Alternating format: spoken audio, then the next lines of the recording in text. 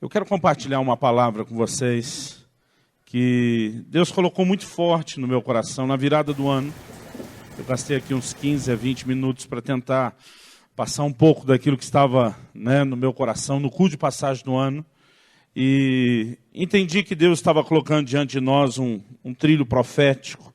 E em cima disso temos compartilhado algumas outras palavras que acabam estando relacionadas. Mas ao longo do ano, enquanto a gente planejava e orava pelo Desperta, eu senti no meu coração muito claro. Eu não sabia o que ia falar na sexta de manhã, mas desde o início eu sabia o que eu deveria falar hoje à noite no encerramento. Eu quero que você abra a sua Bíblia aí comigo, em Isaías, no capítulo 29, e nós vamos ler o versículo 8. Eu creio que há muitos níveis de despertamento. Muitas vezes nós estamos adormecidos em relação à oração, como os discípulos de Jesus estavam naquele momento no Getsêmani, e a gente precisa de um despertamento específico para uma vida de oração, de jejum, de busca da presença de Deus. Você pode dizer amém? Às vezes estamos adormecidos, querido, para tantas coisas, e há muitos níveis de despertamento. E o propósito dessa conferência, querido, é nos levar a um lugar onde, de fato, a gente possa acordar, despertar e corresponder com Deus, tomar atitude, nos posicionarmos, correr atrás daquilo que é necessário. Mas eu quero falar de um tipo muito específico de despertamento, que é o que eu vou chamar hoje de despertando da fantasia. Infelizmente, muitos crentes, querido, eles vivem, não é numa linguagem de fé, porque os sonhos, eles são parte de uma linguagem de fé, eu creio nisso. Mas alguns, o que eles estão vivendo não é o sonho da fé, é uma fantasia. É algo que ele conseguiu criar naquele mundinho mental, emocional, e muitas vezes está preso nisso. Em Isaías, no capítulo 29, no versículo 8, a Bíblia diz assim: será também como o faminto, que sonha que está a comer, mas acordando, sente-se vazio. Ou como o sequioso ou sedento, que sonha que está a beber, mas acordando, sente-se desfalecido e sedento. Assim será toda a multidão das nações que pelejarem contra o Monte Sião. Deus, obviamente, no livro de Isaías aqui, está falando a respeito do que aconteceria com a multidão das nações que pelejassem contra o Monte Sião. Mas, ao falar desse assunto, podemos dizer aqui escatológico, Deus usa uma ilustração que se aplica não só a eles. Ele fala de algo que talvez já tenha acontecido com você ou com alguém que você conhece. Talvez é o faminto que sonha que está comendo, mas a hora que ele acorda, está com fome. Aquilo era só um sonho. Aquilo não tem a capacidade de saciá-lo. Ou a pessoa que está com sede e sonha que está bebendo, mas quando acorda continua com sede.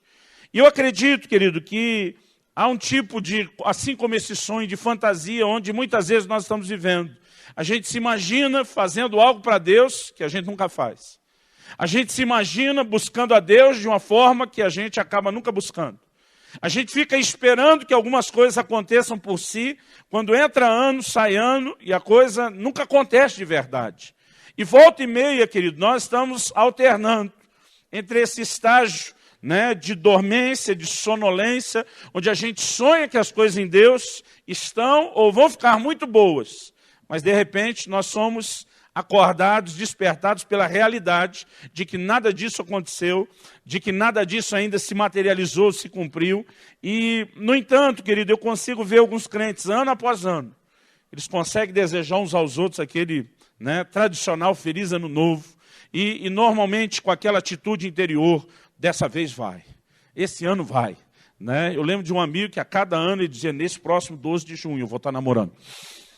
Aí não dava, ele dizia: nesse próximo eu vou conseguir em nome de Jesus. E sabe, querido, assim como em relação a coisas naturais, muitas vezes a gente só está protelando, se enchendo de esperança, e de forma alguma, querido, eu quero falar contra a fé e esperança. Nós sabemos aonde isso pode nos levar. Mas às vezes a forma como estamos sonhando e esperando, ela por si não vai produzir nada. Porque tudo aquilo que nós vamos alcançar em Deus, querido, não depende apenas de esperar que isso aconteça por si. Deus quer nos levar a poder trabalhar com Ele, a cooperar com Ele. E eu creio que muita gente tem se enganado. E a minha oração, querido, é que nessa noite Deus possa não só te ajudar a entender princípios, que Ele possa te dar uma chacoalhada, que Ele possa dar um presta atenção em você, né? Que Ele possa realmente te despertar, querido, para uma postura que te leve a alcançar, a conquistar algo nele. Você pode dizer amém? De vez em quando vocês podiam ir falando amém? Se não fizer bem para você, vai fazer para mim, eu garanto. Fala para o irmão ao seu lado, fala assim, a gente pode alternar, uma hora você, outra hora eu, e nós vamos, aleluia. Mas querido, eu tenho percebido, eu quero compartilhar com você, pela palavra de Deus, que é possível, querido, muitas vezes, a gente se enganar. A gente achar, imaginar uma coisa, sonhar com ela, quase acreditar que aquilo é realidade, quando na verdade não é.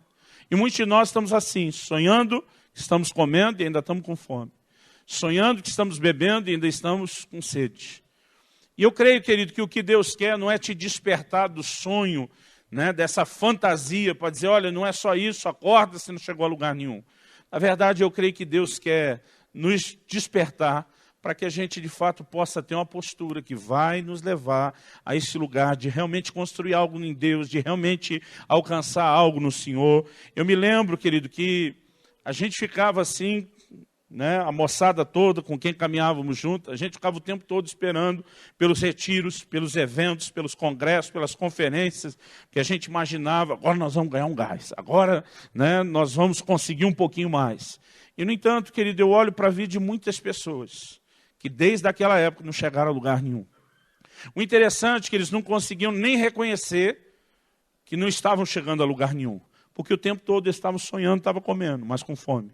O tempo todo eles estavam sonhando que estavam bebendo, mas com sede. E eu acredito, querido, que a gente precisa, e a primeira coisa que eu quero falar aqui, é parar de se enganar. Porque tem muito crente se enganando, acredite nisso. Né? Em Gálatas, no capítulo 6, no versículo 3, a Bíblia diz assim, porque se alguém julga ser alguma coisa, não sendo nada, a si mesmo se engana. Se alguém julga ser alguma coisa, não sendo nada, a si mesmo se engana.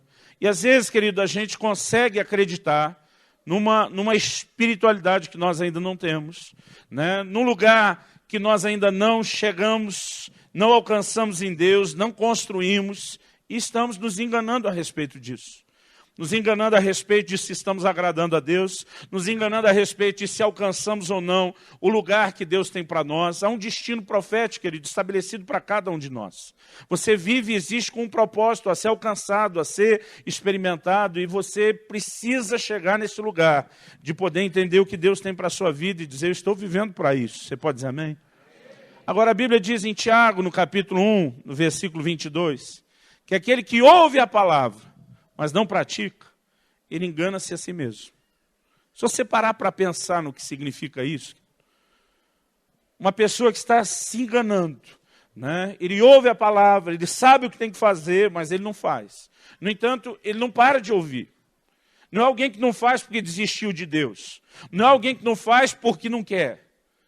Mas a Bíblia diz que ele está se enganando, né? Ele criou, de alguma forma, na cabeça dele, ou mesmo nas emoções, um mundinho de fantasia, onde ele acha que é o crente que faz aquilo que na vida real ele não faz. A Bíblia diz que ele está se enganando. E eu creio que a gente precisa parar de se enganar. Parar de imaginar que estamos num lugar, querido, que ainda não estamos.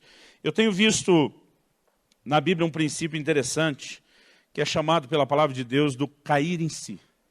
No Evangelho de Marcos, no capítulo 14, no versículo 72, a Bíblia diz que depois de Pedro ter negado Jesus aquelas 3 vezes, e o galo cantado, do jeito que Jesus sinalizou, né, que iria acontecer, a Bíblia diz que Pedro, caindo em si, chorou amargamente. Essa expressão caindo em si, mostra que o abençoado Pedrão estava fora de si. Agora, se você for tentar entender o que era aquele fora de si, na última ceia, Jesus anuncia, olha, um de vocês vai me trair. Pedro tem certeza que Jesus está falando de qualquer um, menos dele e de João. Porque ele olha para João, que era o camarada que reclinava a cabeça no peito de Jesus, ele imagina, João é o cara. Né? Talvez João esteja no mesmo nível que eu.